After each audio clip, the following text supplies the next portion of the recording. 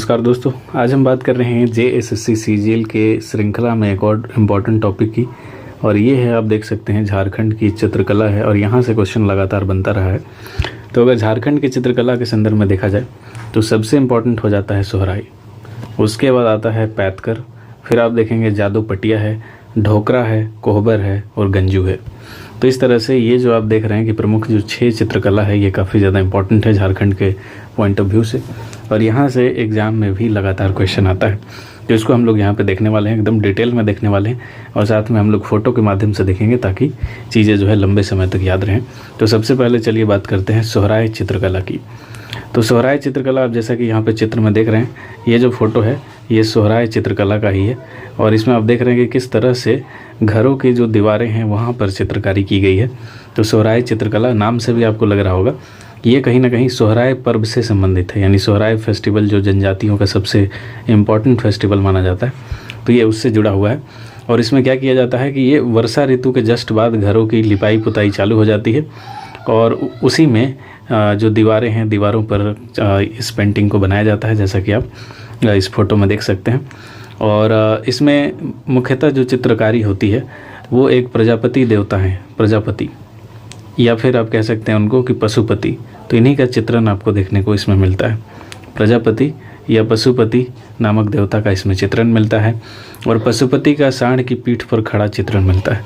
आप यहाँ पर देख सकते हैं, ये जो फोटो आपको दिख रहा है ये पशुपति को बनाया हुआ है और ये जो है ये एक प्रकार का सांड है, उन लोगों ने बनाया है। तो सांड के ऊपर पशुपति के आपको फ़ोटो दिखेगा, सांड के ऊपर, ये भी आपको ध्यान रखना है।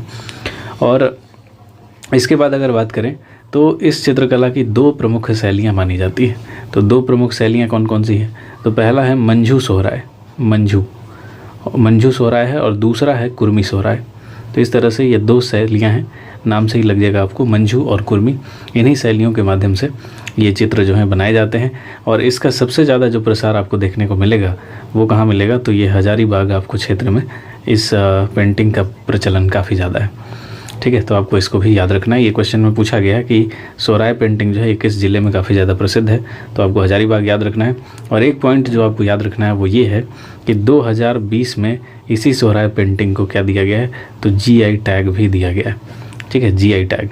और झारखंड में किसी भी श्रेणी में प्राप्त होने वाला ये पहला GI टैग है, यानी फर्स्ट GI टैग है ये झारखंड की तरफ से। तो आपको ये याद रखना है, 2020 में मिला है। किसको मिला है? तो सोहराय पेंटिंग को मिला है, इसको ध्यान रखिएगा। और ये हजारीबाग क्षेत्र में काफ़ी प्रचलित है। इसमें होता क्या है? तो सोहराय पर्व के दौरान यानी वर्षा ऋतु के जस्ट बाद घरों की लिपाई पुताई होती है और दीवारों पे जैसा कि आप देख सकते हैं चित्र बनाया जाता है। चित्र में आपको प्रजापति या फिर पशुपति का चित्र मिलेगा जो कि सांड के ऊपर बनाया जाता है, और बाकी कुछ फूल पत्तियों को भी यहाँ पर बनाया जाता है। तो यही है सोहराय पेंटिंग में, जो कि मुख्य बिंदु है जहाँ से क्वेश्चन लगातार आता है। अब हम लोग अगला बात करते हैं। नेक्स्ट हमारे पास जो है वो है पैतकर पेंटिंग। तो चलिए पैतकर पेंटिंग की बात करें। पैतकर पेंटिंग जो है वो यहाँ पर है, आप देख सकते हैं, ये रहा पैतकर पेंटिंग। तो हम लोग पैतकर पेंटिंग को बात करते हैं कि यहाँ पे तो पैतकर पेंटिंग जो है ना ये मेनली आपको दिखेगा सिंहभूम के क्षेत्र में, यानी सिंहभूम के क्षेत्र में इसका काफ़ी ज़्यादा प्रचलन है। और आपको ध्यान यहाँ पे ये रखना है कि सिंहभूम में एक जगह है जिसका नाम है अम्मा दुबी एक गाँव है, यहीं पर ये पेंटिंग अभी तक प्रचलित है। यहाँ पर कई कलाकार रहते हैं घरों में और ये जो है इसी चित्र को बनाते हैं। इस वजह से इसको क्या कहा जाता है? पैतकर गांव भी कहा जाता है। आपको ये भी याद रखना है कि अम्मा दुबी को क्या कहा जाता है? पैतकर गांव कहा जाता है, क्योंकि जितने भी पैतकर पेंटर हैं, कलाकार हैं, वो सारे अम्मा दुबी में ही रहते हैं। और ये कहाँ पर है?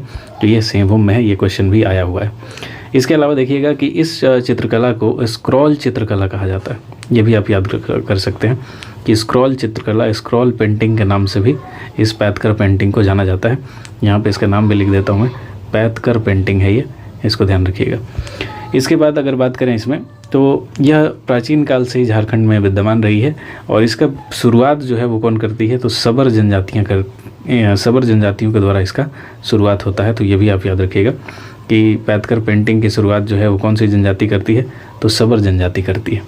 और इसका चित्रण जो है ना वो गरुड़ पुराण में भी मिलता है, यानी गरुड़ पुराण जो है यहाँ पर भी इसका चित्र मिलता है। तो इस वजह से भी ये काफ़ी इंपॉर्टेंट हो जाता है, मतलब काफ़ी प्राचीन है ये, गरुड़ पुराण में इसका चित्र मिलता है। और सबसे पुरानी आदिवासी चित्रकला के रूप में इसको माना जाता है। झारखंड के संदर्भ में अगर देखिएगा तो सबसे पुरानी आदिवासी चित्रकला कौन सी है? तो यही पैथकर पेंटिंग है। तो इसको आपको याद रखना है। इसके अलावा ये ऐसा नहीं है कि सिर्फ झारखंड में ही प्रचलित है। झारखंड के अलावा आप देखेंगे तो बिहार में भी कुछ क्षेत्रों में मिल जाएगा आपको। इसके अलावा वेस्ट बंगाल है, फिर उड़ीसा है, इन क्षेत्रों में भी इस पैथकर पेंटिंग का काफ़ी ज़्यादा प्रचलन है। और इसमें यह है कि जीवन में जो घटनाएं होती हैं, जैसा कि आप चित्र में देख रहे हैं कि आम जीवन की घटनाओं का चित्रण इसमें होता है। एकदम आम जीवन, जैसे कोई किसान है, देख रहे हैं आप, जैसे महिला है, ये घर में झाड़ू लगा रही हैं, तो ये आम जीवन की घटनाएँ हैं। यहाँ पर ये पानी भर रही हैं, यहाँ पे आप देख रहे हैं कि ये लोग किसी बात पे चर्चा कर रहा है। तो आम जीवन की घटनाओं को इस पैथकर पेंटिंग में चित्रित किया जाता है, जो कि काफ़ी इम्पोर्टेंट माना जाता है। तो इतना ही है पैथकर पेंटिंग में। अब हम लोग आगे चलते हैं और अगला हमारे पास कौन सा था? तो जादू पटिया को देखने का प्रयास करते हैं। तो देखिए, जादू पटिया जो पेंटिंग है वो यहाँ पर है।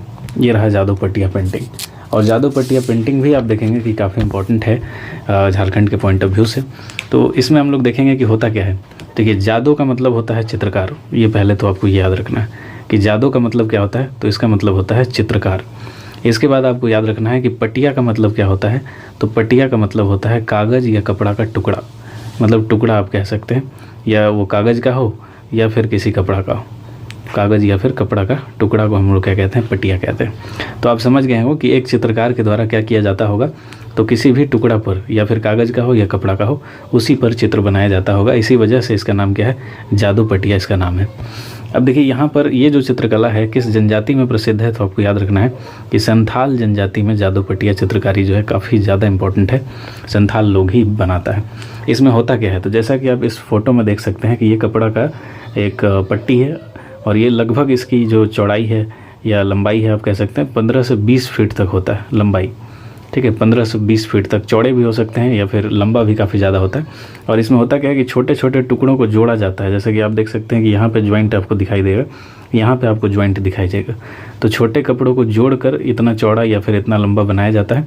और बनाने के बाद क्या किया जाता है? इसी पर चित्र बनाए जाते हैं।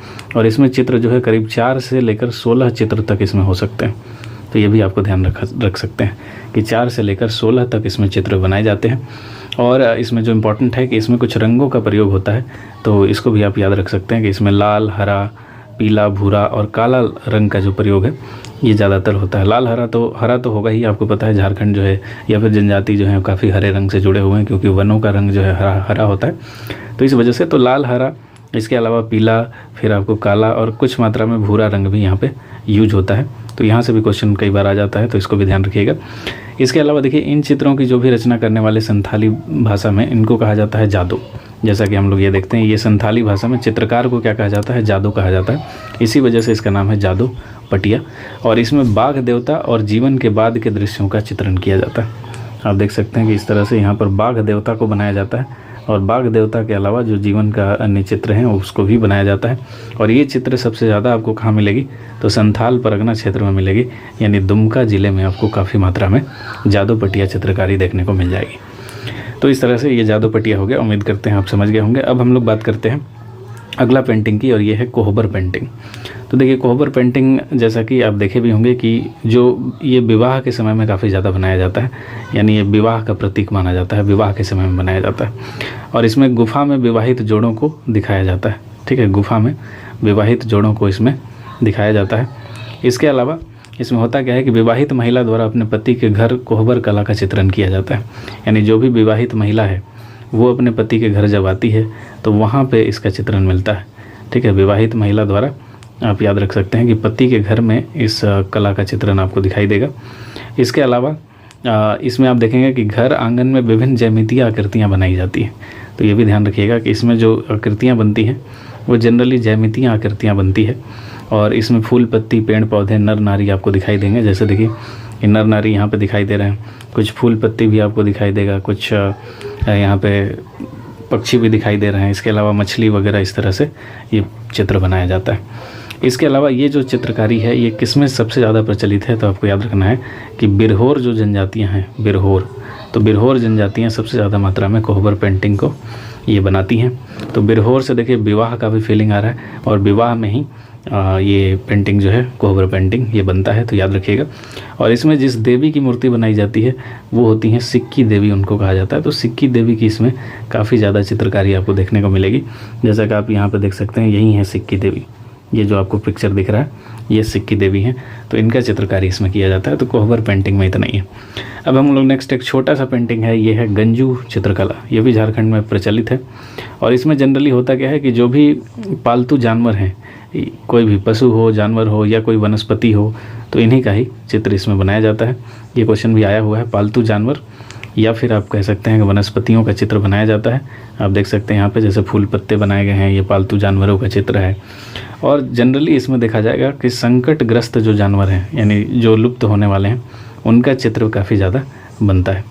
तो ये भी याद रख सकते हैं कि ये जनरली पालतू जानवर या फिर संकटग्रस्त जानवरों से संबंधित चित्रकला है। अब हम लोग आगे चलते हैं और हमारे पास जो आखिरी चित्रकला है वो है ढोकरा कला। ये भी काफ़ी ज़्यादा इंपॉर्टेंट है, कई बार इसमें क्वेश्चन आया हुआ है।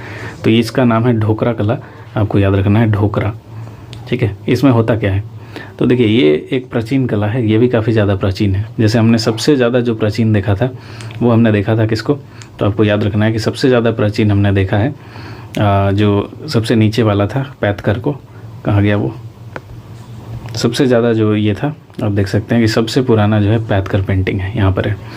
उसी तरह से हम लोग ढोकरा को देखेंगे तो ये भी काफ़ी ज़्यादा पुराना पेंटिंग है और ये भारत में ही प्रचलित नहीं है, इसका विदेशों में भी काफ़ी ज़्यादा प्रचलन है। विदेशों में प्रचलन क्यों है, तो आप देख सकते हैं कि इस तरह से चित्र बनाए जाते हैं जो विदेशियों के द्वारा भी काफ़ी ज़्यादा पसंद किया जाता है। इसमें एक तकनीक का यूज होता है जहाँ से क्वेश्चन कई बार आता है, उसको कहते हैं मोम कास्टिंग तकनीक, ठीक है। मोम कास्टिंग तकनीक का यूज होता है इसमें। और मोम कास्टिंग तकनीक में क्या है कि मोम, जैसे कोई मान लीजिए कि मिट्टी का ऐसे शेप ले लिया जाता है, कोई भी चित्रकला का मान लीजिए, और इसमें क्या किया जाता है, मोम को भर दिया जाता है और फिर ये जो ऊपर वाला लेयर है इसको हटा दिया जाता है, तो मोम से एक शेप बन जाता है। और उसी शेप के ऊपर क्या किया जाता है कि आप कह सकते हैं तांबा या फिर जस्ता या फिर टीन, इनका परत एक चढ़ा दिया जाता है। तांबा, जस्ता या फिर टीन का परत चढ़ा दिया जाता है और इससे क्या होता है, और ये बाद में इस मोम को निकाल दिया जाता है जिससे ये मूर्ति एक तैयार हो जाती है। तो इसको आपको ध्यान रखना है।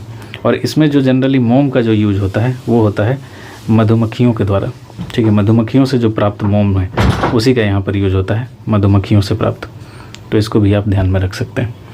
इसके अलावा इस कला की अगर सबसे प्राचीन काल में जगह यूज की बात करें हम कि सबसे प्राचीन इसमें कब इस टाइप की मूर्तियाँ मिली हैं, तो आपको याद रखना है कि जो हड़प्पा स्थल है मोहनजोदाड़ो, तो यहाँ पे इस प्रकार की मूर्तियाँ जो है वो प्राप्त हुई हैं। तो इसको भी आपको याद रखना है।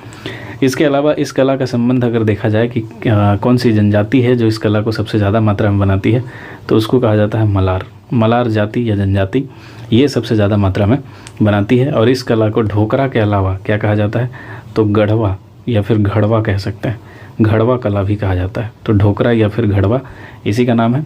और हालांकि अब ये पेंटिंग धीरे धीरे विलुप्त हो रही है, तो आपको याद रखना है ढोकरा कला के बारे में।